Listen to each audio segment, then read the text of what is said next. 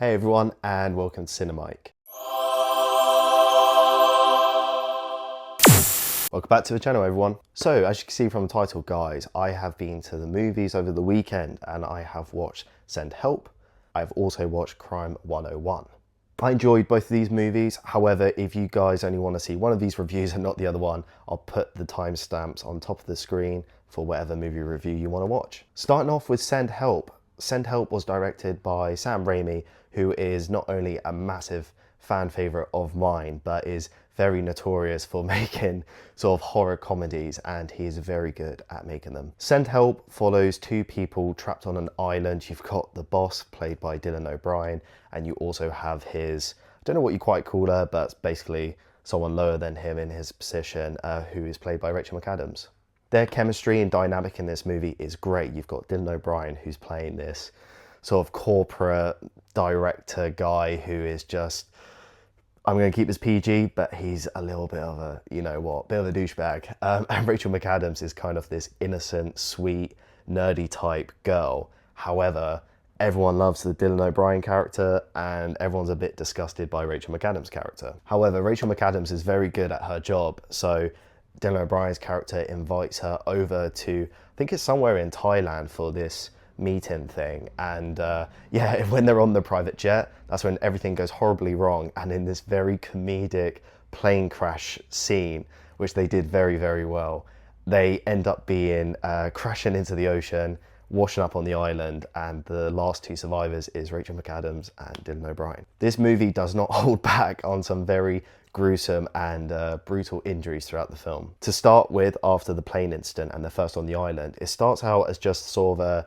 usual survival type film. And as a fan of Sam Raimi's, I was thinking, okay, the plane crash was funny and quite brutal, but how is this a Sam Raimi film? And then kind of out of nowhere, one thing turns into another without getting too deep into spoilers, and they end up kind of turning on each other, which is in the trailers, so it's not really a spoiler. And this leads to some very comedic and very dark moments. Sam Raimi's name and his classic director style is written all over this movie. For fans of The Evil Dead, such as myself, some of my favourite movies ever, there are a lot of sort of throwbacks and references to those movies. A lot of the traits that Raimi has adapted over the years obviously come from his original work from The Evil Dead, has kind of been planted in almost most of his films. And it's very evident here. There's a couple scenes which, if, like I said, you are fans of Evil Dead, you'll definitely be able to notice it's very much Raimi if you didn't already know it was directed by Sam Raimi. This movie as well is a mix of genres, really. It's quite hard to pinpoint exactly what it is. I would say it's kind of horror.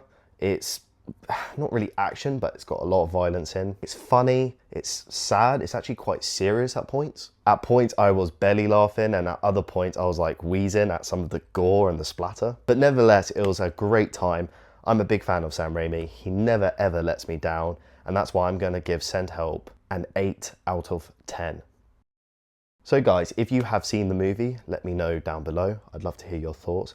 Moving over now to Crime 101. Crime 101 is a heist sort of themed film, borrowing aspects very much from films like Heat or Drive with Ryan Gosling. A solo thief is on the run a lot, following a multiple chain of instances where detectives start to see a pattern in some of his movements. That detective is played by Mark Ruffalo, and it's very much this cat and mouse kind of theme throughout the film, where Mark Ruffalo is trying to hunt down Chris Hemsworth's character without knowing exactly who is the guy he is chasing. I really enjoyed this movie. It's quite your generic kind of heist film, which is what makes it enjoyable. You can definitely see where it has borrowed elements from previous films. Where this film actually has its strong points, in my opinion, is within the characters more so than any kind of action or a big, very famous heist scene. Believe it or not, for a film that is about heists and robbery and theft and things like that, there's not too many scenes where you actually really see that, or where you can like sort of really sink your teeth into it. It's definitely a more of a slow burn, character-based drama crime thriller than it is an action-packed, guns blazing, shootouts with the cops and all that stuff. Don't go into that movie expecting it. It's definitely more of a character piece. And like I said, that's where I think this film is its strongest, and those are the points I enjoyed the most. Don't get me wrong, there is quite an intense chase scene throughout the film that involves a motorbike, cars flipping over, things like that, and it is really entertaining to watch. But like I mentioned, it follows a lot of these conflicted characters crossing paths, And one thing I really enjoyed as well is the difference between Chris Hemsworth's character versus Mark Ruffalo's character. These are our two leads in the movie. Of course, Chris Hemsworth is playing a thief who's on the bad side of the law, and you've got Mark Ruffalo who's a detective who's on the good side of the law. However, something I enjoyed seeing is how they're very polar opposites. Chris Hemsworth is very put together. He's very in shape, wears nice, new, expensive clothing from all the diamonds that he steals. He's in shape, women want his attention, he's very sought after. Whereas Mark Ruffalo's character is overweight. He makes comments about this in the film, by the way. I'm not just slating Mark Ruffalo, calling him fat. They make a point of this in the film. He says, I'm out of shape, he's going through a divorce, his wife is leaving him, his life's all over the place, his department doesn't respect him either. So despite the fact Ruffalo is on the right side of the law, his life is kind of falling apart, whereas Chris Hemsworth is on the wrong side of the law, yet his life is a bit more put together. So I really kind of enjoyed that contrast with the characters, and it adds a little bit more depth into who they are, where they've come from, their background. I also quite liked the ending to this movie too. Of course, this is spoiler free, so I'm not going to say what happens, but I did enjoy the outcome. I do think it was appropriate according to the characters and their actions as well. Something else I'd like to mention as well, guys, is it's quite a long film as well.